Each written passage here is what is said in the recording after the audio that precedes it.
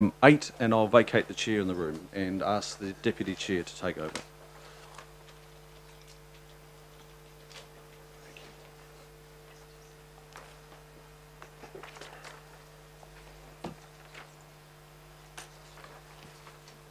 Kia ora everyone. So we have item 8, which is a proposed plan change 5, a variation. I'll just get Erin and Warren are going to present a presentation.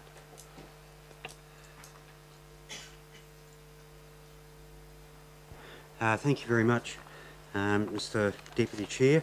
I'll just talk a little bit about the plan change in general, and then we'll go through the presentation and take any comments and questions that you have. So I guess as a bit of background, the structure plan for Whenuapai was completed in 2016. We started on the plan change for stage 1 in 2017, and that hearing was adjourned to obtain further information on several matters. One of them was around the funding for roads, and that's been now sorted. And the second one was the new evidence that the Defence Force provided just before the hearing, the day before the hearing, and that had to be analysed. So we've got new noise data which has now been modelled, and it shows different noise contours to those that were in the proposed plan, and therefore we're looking to promote a variation to the plan in order to take account of those amended noise contours, and I think they are more accurate, and Erin will talk a little bit about that.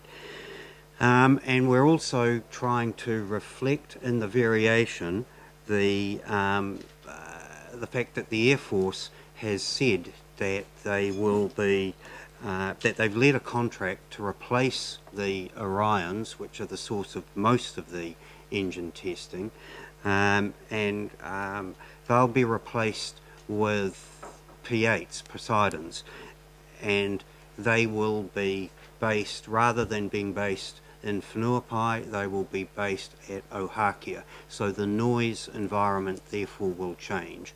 So the variation takes that into account. So if we'll just go through the presentation, it really does cover the noise effects and where we're going as a result. Good morning, everyone. Good morning, Mr. Mayor, Mr. Deputy Chair. I have a handful of PowerPoint slides on screen for you. If we can just run through them, that will assist you to understand the item. And I have a pointer which will... So on screen is the area of future urban zoned land that is subject to the first Whenuapai plan change. It sort of starts up here at the end of Sinton Road, follows along the southern boundary of the airbase. The airbase is this large grey area, and heads down into the remnant of the western end of Hobsonville Road. This is the motorway running between the two areas. In the future we'll be doing a plan change over in this area for the second stage of Whenuapai.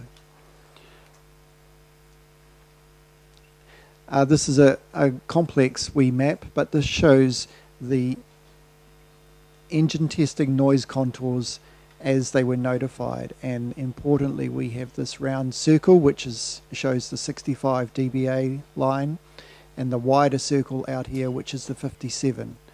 So the importance of this is that within the 65 dBA contour, residential activity is not permitted because it is simply too noisy for people to have a good amenity and living environment. Between 57, the outer circle, and 65, you can have residential development, and it is subject to built acoustic insulation to provide a healthy noise environment for the residents. So we reflected that by zoning land within this southern area for light industry purposes and a mix of residential through this area. What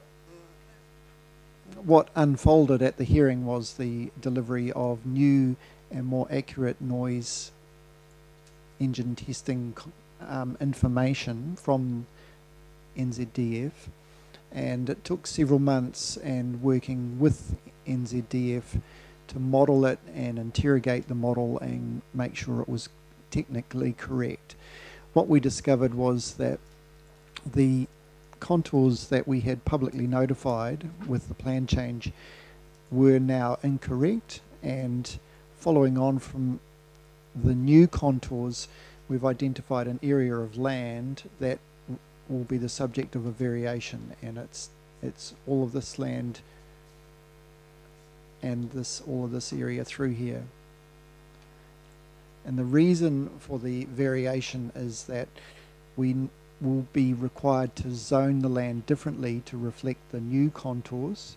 So the shape of the light industrial land, which is this purpley colour, will change, and the nature of residential development zoning will change as well. And the people who live there couldn't have reasonably foreseen this from the publicly notified plan change, and we need to re-notify it to those people so that they can make a submission if they see fit. You'll be interested to turn your attention to what happens to the development yields from this. Under Plan Change 5, in this column here, we were anticipating approximately 4,039 residential lots that would create 6,444 residential dwellings if you think of multi-unit development, etc. Given the change in the zoning that we anticipate from the variation, the amount of residential development will actually, ironically, increase from an additional 123 residential lots, providing somewhere around 370 additional residential dwellings. However, the issue that we have is that the P3 Orions are still operational at Whenuapai until at least 2023, when the Ministry of Defence takes ownership of its P8 Poseidons. And so at a date somewhere in around 2023, the Orions will be decommissioned and the noise environment, as Warren said, will change. So until such time there is an area of land where residential development will have to be restricted because it is too noisy while the Orions are operating. And so that means that in an area of this plan change there will be 410 lots where development will need to be restricted until 2023. We haven't quite figured out how we're going to do that in the variation, but we're working on that technical issue, and we'll bring that back to what we hope is the delegated group. In terms of the timeline for the variation, we're very conscious that the 2-year time frame for reaching a decision on any plan change arrives in September this year, and so this timeline you see on screen has been developed to ensure that our variation can be notified, the iwi can be consulted, people will have the opportunity to make submissions and further submissions, and a hearing can occur, and then the delegated panel can then make a decision in late August, which is inside of the 2-year time frame. So that's a delay of around about 6 months in terms of the decision making. So we have some additional information, but we might need to just traverse that given the nature of any questions. So the agenda before you seeks your committee approval to develop a plan change and to delegate to us, a group, the approval to notify it once it is developed. That was it for now. Okay. Thank you, Erin, and thank you, Warren. Now, first up, we have a question from member Henare. Kia ora. Just wondering, reading the impact statement, that iwi were contacted about the structure plan process, but my question is, were they given notice of the plan change? Yes. So the Because it's quite ambiguous that and 31, all iwi groups with an interest in the Whenuapai area will therefore need to be contacted and provided with the draft variation. Well, if that was the case, I'm just trying to put 1, 2 and 3 together. Sure. So we had engagement particularly with Te Kaurau Maki and Ngāti Whātua o Kaipara through the structure plan, and then they also continued that engagement through the development of the plan change. We expect to contact all of the 9 iwi that I identify this area of land as that they have an interest, and provide the opportunity for them to review the draft variation before it comes back to the delegated members. I was just would have thought that it would have been a lot easier to and get the plan change, the draft, before them, all of them, before it came here, rather than here and hoping that something might happen, and then there'd be delegated authority at a later date. I just don't see that that's a good use of so the law. Basically, the RMA's pretty explicit.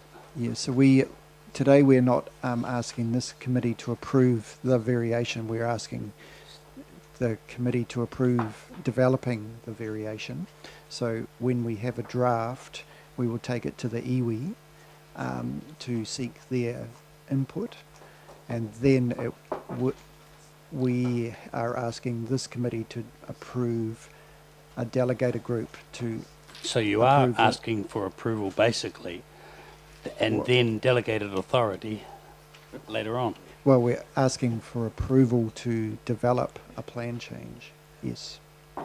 That's I love how people play with words, but essentially, what I'm saying is that you're asking this committee to approve for you fellas to go and finish the work. Yes. And get that to iwi. Yes. And then also asking this committee to set up a delegated authority so you don't have to come back here. Yes.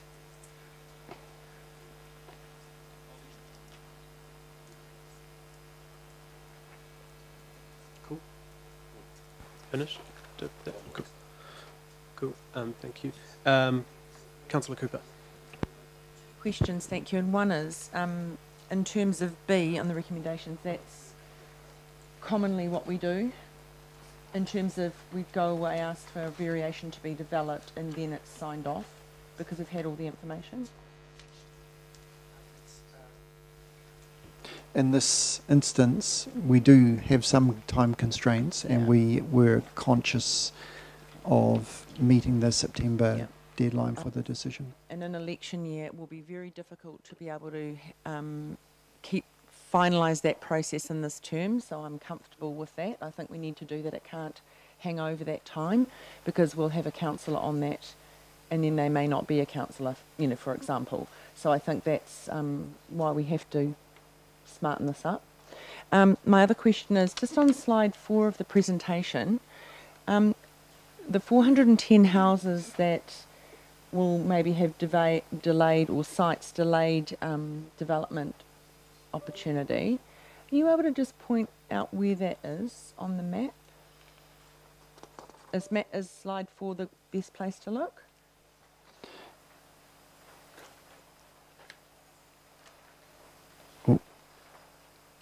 So, where?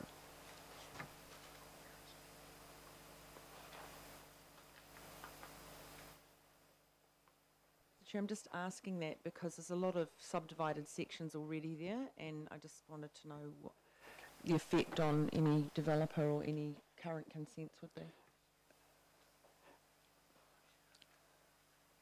Okay, so the area is this area in here.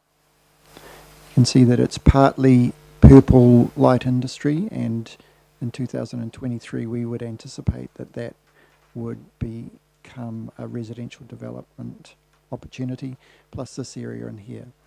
So it's not the substantial area of the plan change, but it is a significant part. Yeah. No, there's no consents thank you. Underway. Thank you, Erin. And just before we continue with questions, just signalling that we have in the recommendations that to delegate the Deputy Chair, myself, the Deputy Mayor Bill, and ward councillors, meaning the 4 possible councillors that are...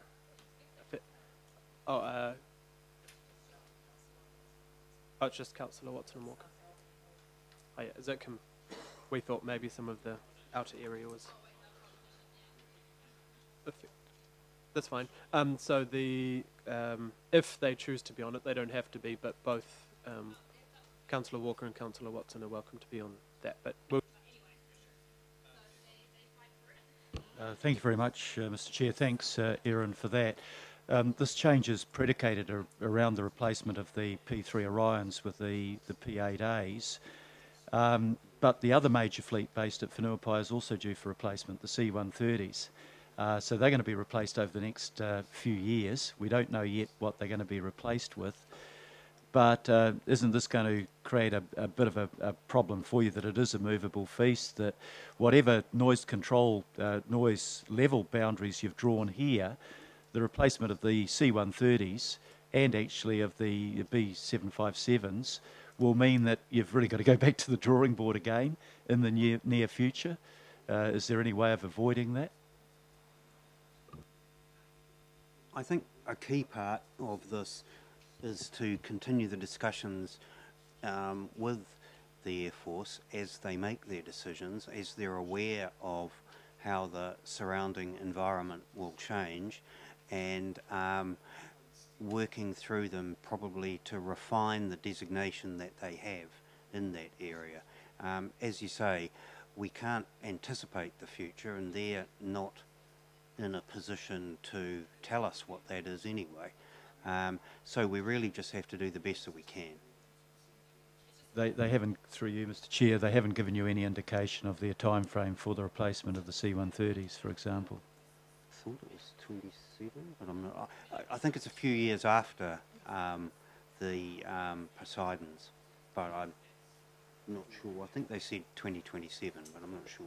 But I think we should add that the every indication we have from them is that everything they're buying is less noisy, because they're replacing very old kit with more modern kit, not more noisy. So we think we're reasonably prudent with this choice now. thank you, Mayor Goff. Member Narmani.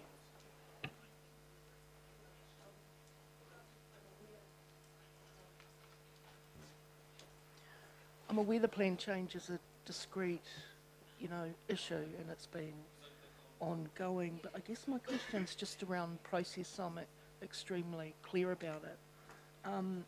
So in delegating the development of the plan change and all the notifications, requirements around it to the group, we don't have to bring it back to the planning committee. We can define it, we can shape it. It's just that I haven't come across this process before in council where that role is being delegated to a group. And I guess the other thing is, when it comes to clause 4A, when we send out that draft to iwi, and perhaps if we get advice back, that we have to have particular regard for, that it's within our authority, I say our, it's not necessarily me, but within our authority to make decisions on all that, without recourse back here. Yes, that's correct. The idea is that rather than wait for a planning committee, we call this delegated group together to make a decision on the notification of the variation. Yeah. I can see some risk in that, but at the same time, I know it's a discrete matter. I wouldn't like to see it ending up having to come back to the planning committee because they don't like how we've shaped it at the delegated group level. Yes. I mean, that's my only comment. Yep, sure.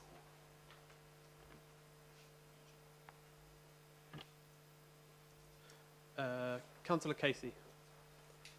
It's along the similar lines as the Mayor, actually. It's paragraph 18D that bothered me somewhat, and it's all the kind of woolly, the aircraft are expected to be stations. They either are going to be stations or they're not. They can't be expected to be. I mean, that's really loose. So can you, when you say that the New Zealand Defence Force don't know, I don't actually follow that. Through the chair,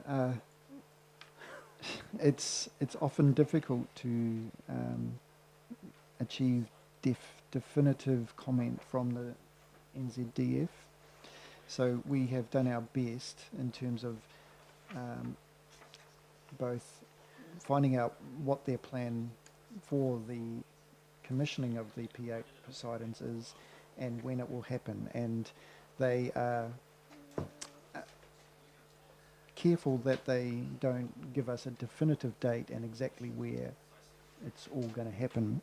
It's quite clearly identified that the P8 Poseidons will be stationed at Ohakea, and all going well in terms of their construction somewhere in America, they will arrive in 2023.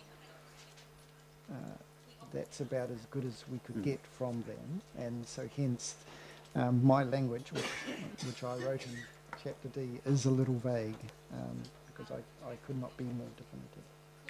Well, just following the Mayor's train of thought, if this all changes again, as it could well do, what is the point of spending more money on more modelling? I mean, that's expensive. How much has been spent so far on the noise modelling? And if we have to redo it, why aren't we saying just wait? Why don't we just wait till we've got the definitive answer from the Defence Force? Or wait until the planes actually arrive? So it's about saving ratepayers' money, really. So this is about treading the course of providing additional housing, doing the planning for the additional housing in the reasonable view that the contract with the New Zealand Defence Force will go through as they expect. And I mean, it's a contract to deliver these P3s. Or P8, sorry. And so we think that's a reasonable, while we can't get absolute certainty out of them, and believe me, we have tried, we still think that it's a better approach to do something in terms of enabling those houses to be able to be built at that time, and we'll look at the wording in the precinct that we develop to try and make it reflect that, I think. But there is no more definitive wording that we can get from them. Perhaps if I could add through the chair, in the future, if the operational noise environment for the airbase substantially changes with the decommissioning of the C-130s, etc., and we are in the place where we are progressing the second plan change to develop or provide other parts of Whenuapai with a live zoning, we can pick up the small areas around the southern end of the airbase that might be zoned light industry, that could be zoned residential, and incorporate them into the second stage plan change. We've been careful to not, well, I've pursued the idea that we can't be paralysed by the analysis, that we do have to act, and on the best information that we have initiated both the plan change, and we're seeking approval for the variation to provide land for housing supply. The issue of noise is important, and in terms of residential amenity, it is critical. It is something that can be disruptive to people in their lives and their residential existence, their daily, weekly activities. So we have to be careful to manage it, to ensure that people who will live in this new part of Auckland actually have a residential amenity that is worthy and meets the RNA. In terms of the cost, we have engaged a independent acoustic expert that has worked with the NZDF's acoustic expert, and that has been in the realms of some tens of thousands of dollars.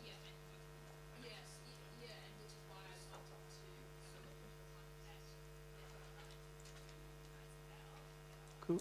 Councillor Wayne Walker. Watson.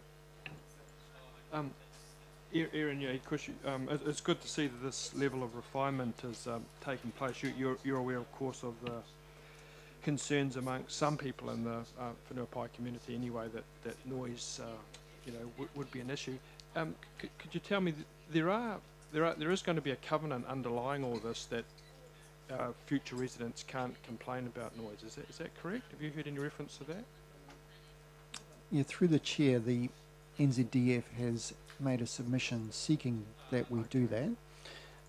The council staff who have reported to the hearings commissioners have not supported that, on the basis that a no complaints covenant does not actually manage the adverse effect of the noise. It simply means that the people who are subject to the noise environment cannot complain. We don't consider that that's an appropriate way to manage the noise. Having said that, the special housing area, which you can see a little bit of over in, I can get this pointer to work, in this area, which includes some defence housing, has no complaints covenants, and we have explored those with the Defence Force and continue to not support them. The panel, when it makes its decisions, might choose to support that submission. We don't know that yet. Okay, so just to take the converse view, and we've got plenty of examples around, like Eden Park and Western Springs, where 60 or 70 years after the fact, people are complaining about noise.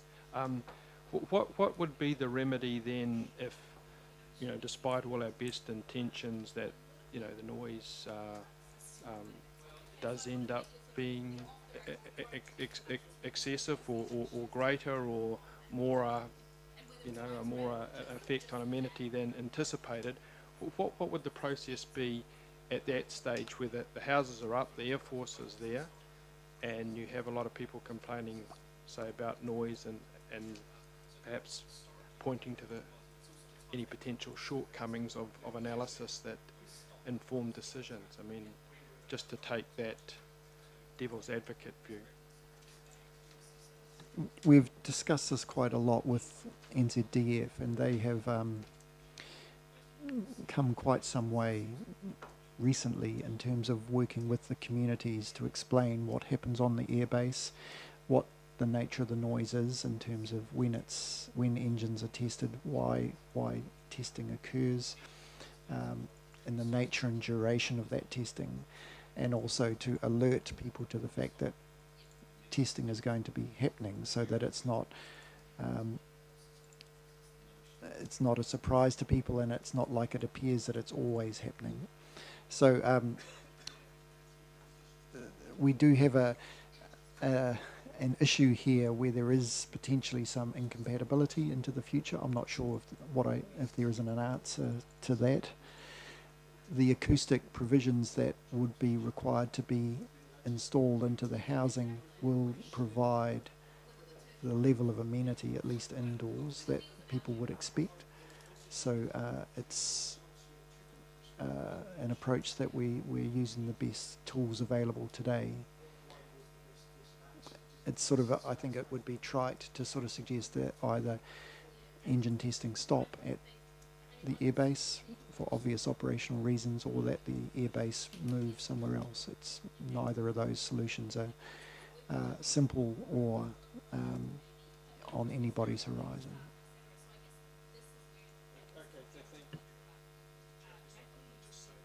And thank you for a very good explanation here. And you know, there is that element of uncertainty being signalled by people who have lived there for a long while.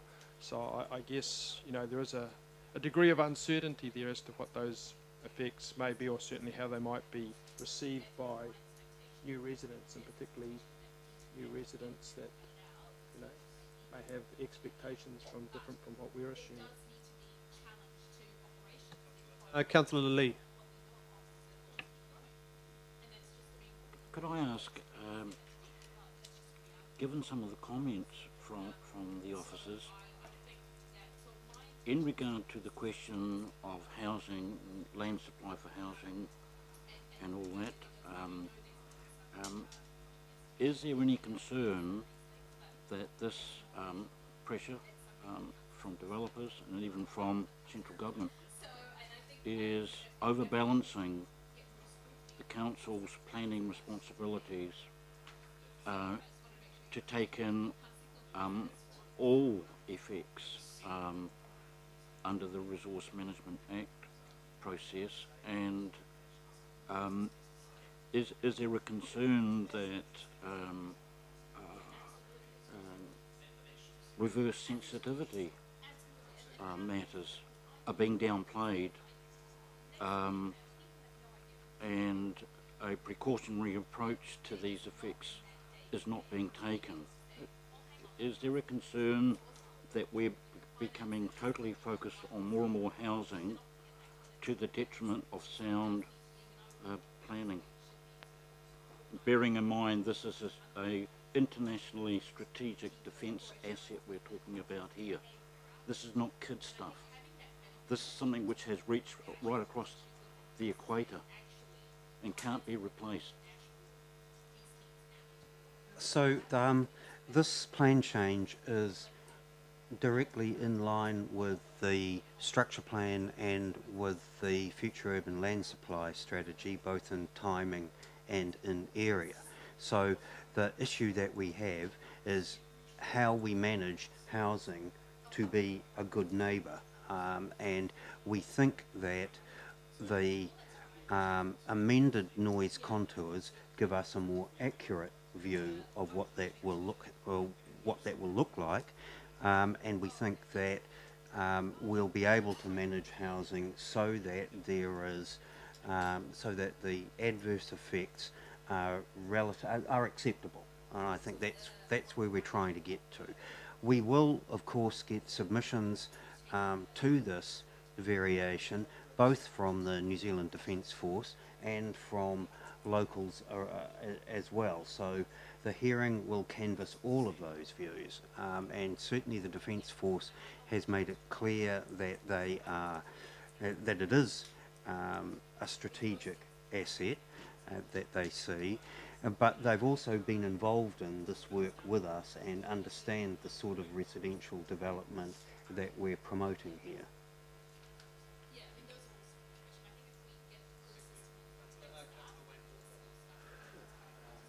So just picking up on the issues that go to residential development in the area, is there a requirement around double glazing and things associated with that? That's my understanding. Yeah, through the chair, the unitary plan has provisions that manage acoustic safety, Sure. and so that includes methods such as double glazing and ventilation, forced ventilation, Okay. etc. And looking at the airport and the migration of noise from the airport, are there landscaping considerations, for example, the planting of trees to have an impact on airflows, because noise is a function of airflow in part as it goes to residential effects and noise effects? Yeah, so if there are any planting requirements, it will be on the privately owned land. I'm sure you're well familiar with the cut grass that is the Airport. yeah, which for obvious reasons is there's no impediments to the aircraft on the base. However, as part of residential development, there's often planting associated with amenity, both for that future residential enclave. So that could certainly be part of it. The other thing to remember is the prevailing sou'wester tends to send the noise into the northeast rather than coming south into this area. There aren't any requirements on the airport providing any planning or the like to mitigate noise effects? Not yet. Okay, so I just want to signal that as an issue. Just going back to the issue that was raised earlier around the covenants and so on, is it possible for us to have a written opinion around that? I'd welcome that because I think that's a significant issue. Okay, just to be clear, an opinion from who? Are you? Well, I don't know who's generated that advice around the notion that covenants are not an appropriate mechanism. I'd very much welcome some advice around that, because it goes to this area, but conceivably it also goes to other areas where noise is an issue and the prospect of covenants. Just thank you, Councillor Walker. I just want to make sure that we've already endorsed the current plan change in 2017, and the hearing has already been had. This is actually a more restrictive variation to what we've already supported as a committee. So it's important to know that we're talking about just the variation on noise, which is actually more restrictive than the whole plan change that has already had a hearing that we've already supported. So I wouldn't think we'd be able to get that sort of additional information added to the overall plan change. Am I correct? Through the chair, we can certainly provide Councillor Walker with all of the material that's currently before the panel around no complaints covenants, which is both the submissions and evidence from those who support them and the officer's response back to the panel. It's not resolved yet, but we can provide all of that to the councillor. Yeah. Thank you, Aaron. And that's the end of questions. I've got Councillor Cooper's signalled she'd like to move this, but I would like to know if Councillor Watson and Councillor Walker, if either or both of you would like to be on the... You both would? Cool, thank you. Okay. Sorry. Oh no, I was putting them on the panel, but they're welcome to move it if they... Would you like to move it, Councillor Watson? Walker? Or you don't mind? Okay, cool. Thank you. Are you sorry, you had a question, Councillor? Good.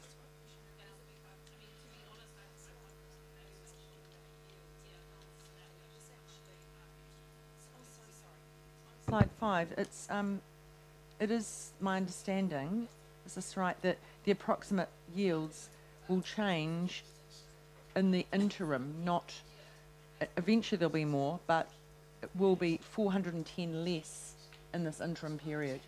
So we're not pushing forward, we're actually slowing some of it down because of the noise issues. Through the chair, so until 2023 there's the ability to produce less houses. Once the P3 Orions are decommissioned, we will be able to enable the additional And it was housing. just a bit confusing when we were pushing more, but it's actually going to be less in the interim.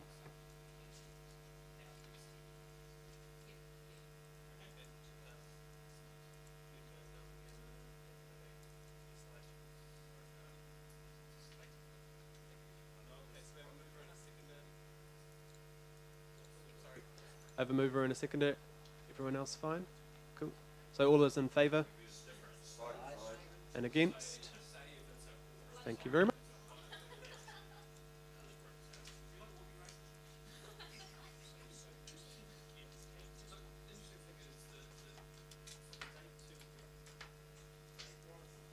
No, sweet.